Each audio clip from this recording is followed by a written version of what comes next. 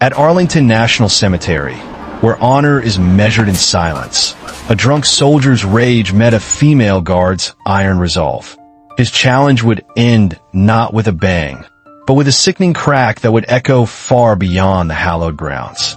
The sky over Arlington was the color of bruised slate, a low, heavy ceiling that seemed to press down on the endless rows of white headstones. A persistent drizzle slicked the marble plaza of the tomb of the unknown soldier, each drop a quiet tear on the nation's most sacred ground. Here, heroes without names rest under the eternal watch of an elite few, the tomb guards. Through the mist, the rhythmic click of steel-tapped boots on wet stone was the cemetery's only heartbeat. 21 steps, a pause, 21 seconds, turning to face the tomb. Another 21 seconds.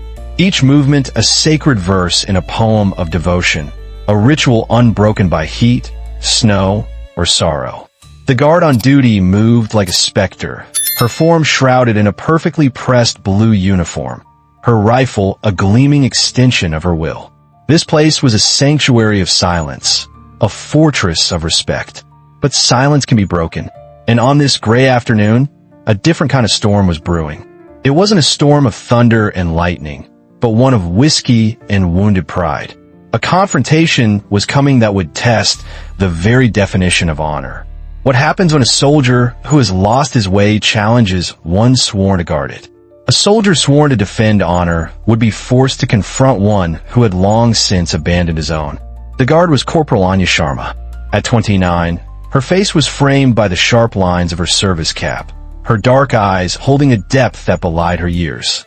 To her former unit, the elite 75th Ranger Regiment, she was known simply as Document, not just for the combat medic badge on her uniform, but for the preternatural calm she possessed under fire, a calm that felt almost surgical.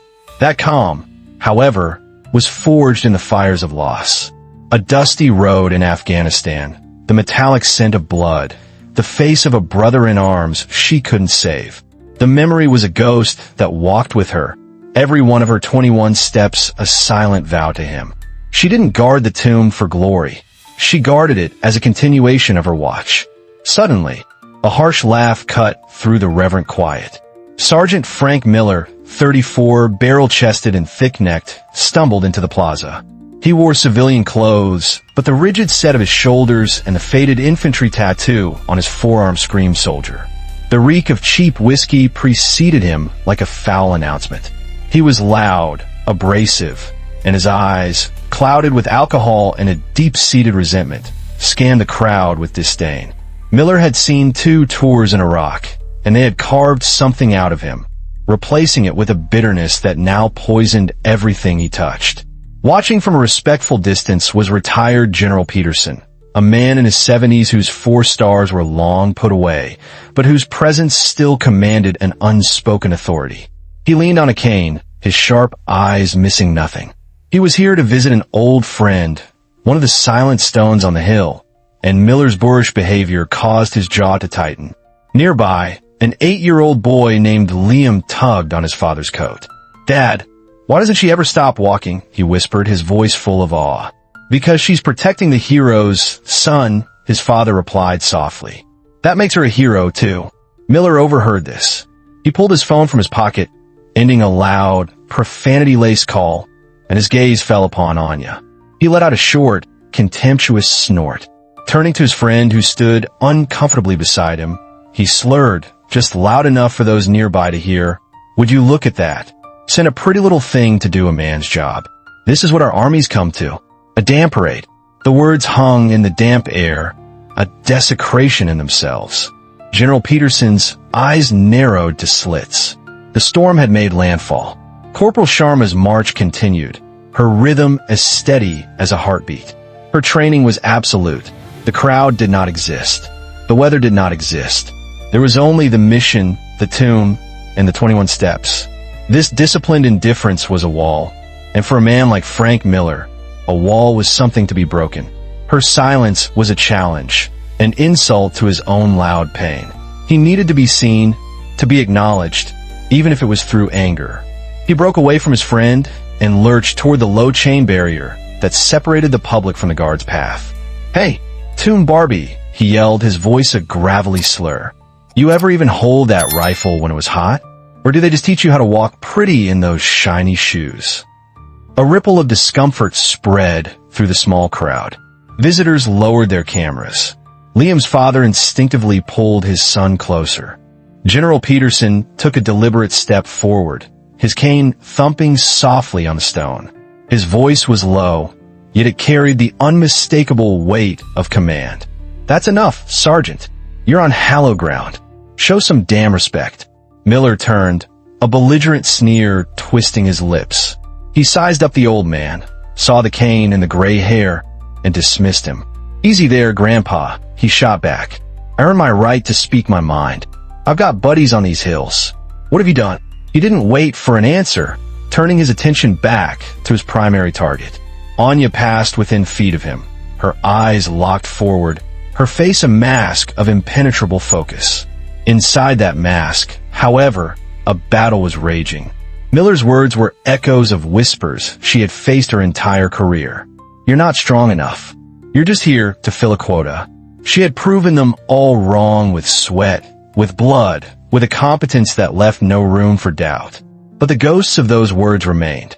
She tightened her grip on the cold steel of her rifle, her breathing a controlled, steady rhythm that anchored her to the present. Miller's rage festered in her silence. He fumbled in his jacket pocket, pulling out a tarnished silver flask.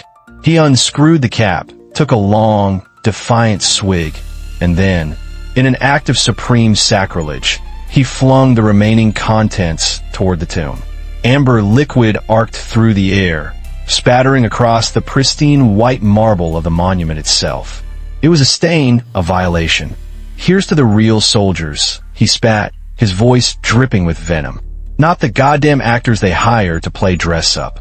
The act was so shocking, so profoundly disrespectful, that the air was sucked out of the plaza. The crowd gasped as one. General Peterson's face went white with fury. The line had not just been crossed, it had been obliterated. The conflict was no longer about a drunken fool and a stoic guard. It was now an assault on the very soul of this place, on every soldier who lay beneath the manicured lawns. For the first time in her tour, Corporal Sharma stopped. Her movement wasn't abrupt or angry.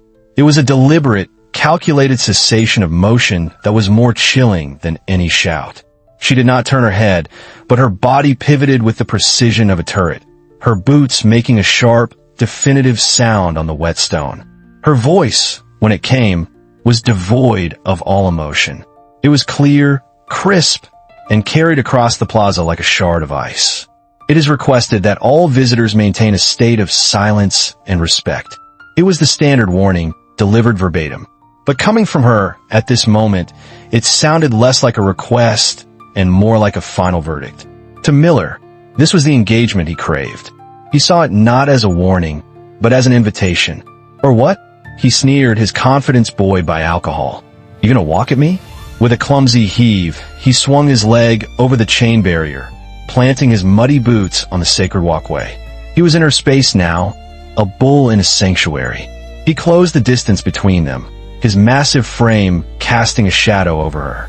The difference in size was stark. He was all brute force. She was coiled steel. "You think you're tough?" He growled, his breath a foul mix of whiskey and rage.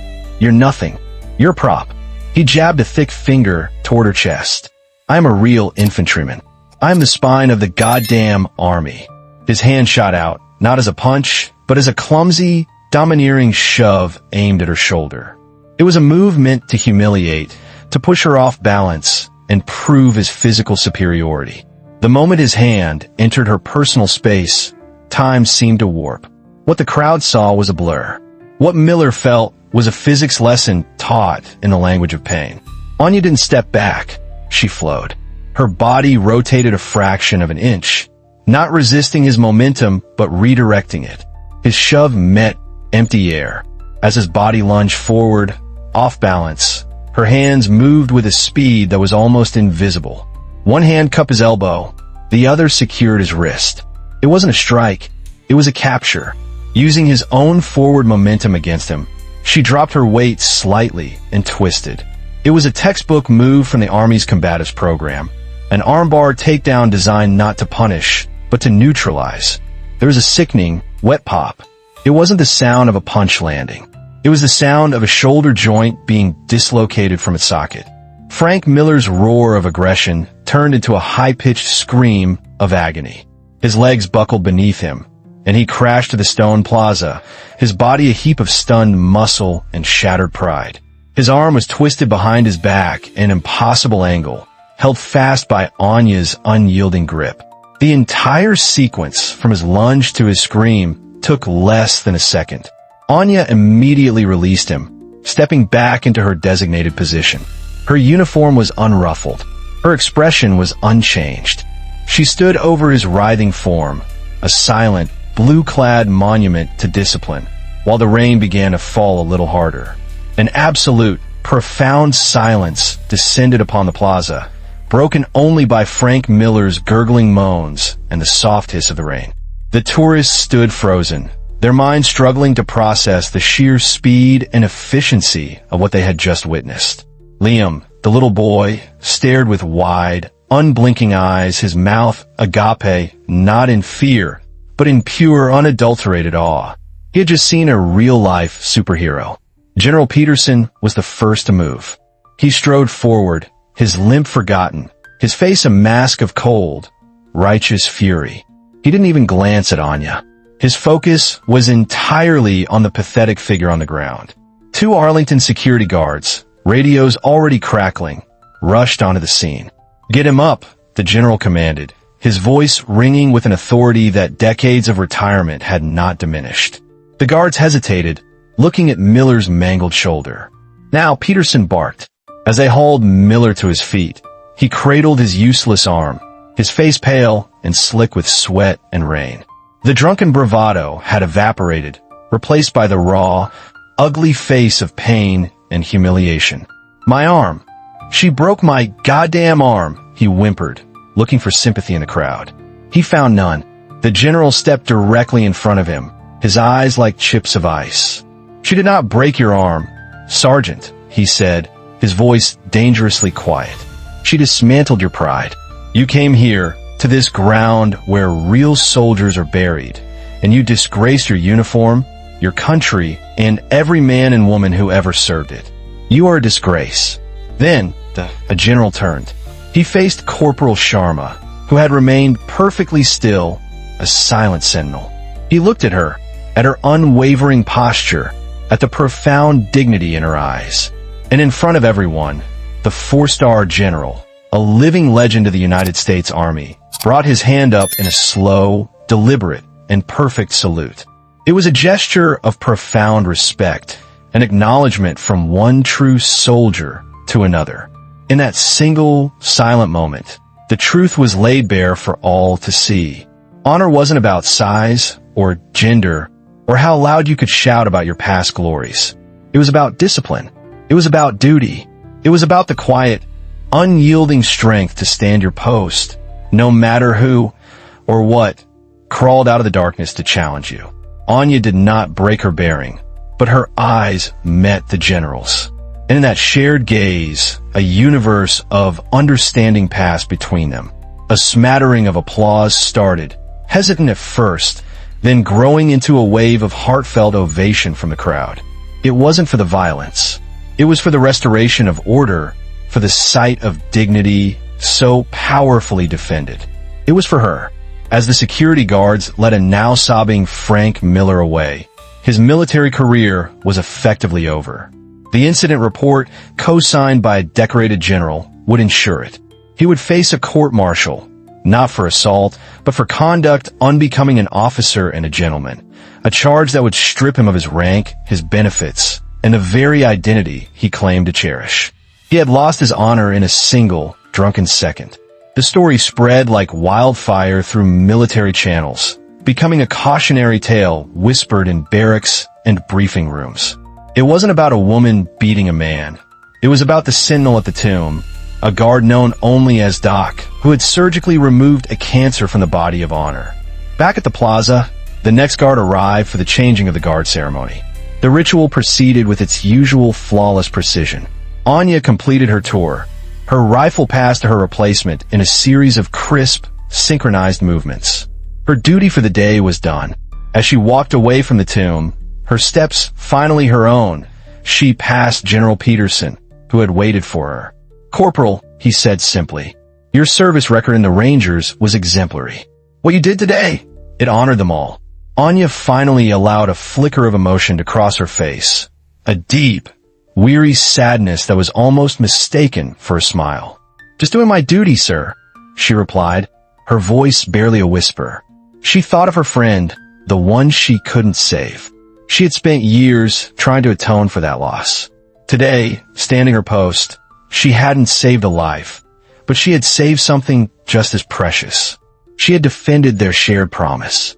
As dusk settled, painting the wet stones in hues of purple and orange, a sense of peace descended once more. The story of what happened would become a quiet legend at Arlington, a testament to the fact that the tomb's true guardians are not just symbols. They are warriors. Honor is not a trophy you win on a battlefield and keep on a shelf. It is a garden you must tend to every single day. Some, like Corporal Sharma, cultivate it in silence and service. Others, like Frank Miller, let it wither and die from neglect and poison. The next time you see a tomb guard, watch their perfect steps. Know that their silence is not emptiness. It is a strength forged in fire. Comment respect below to honor these silent sentinels who carry the weight of a nation's gratitude on their shoulders, one step at a time.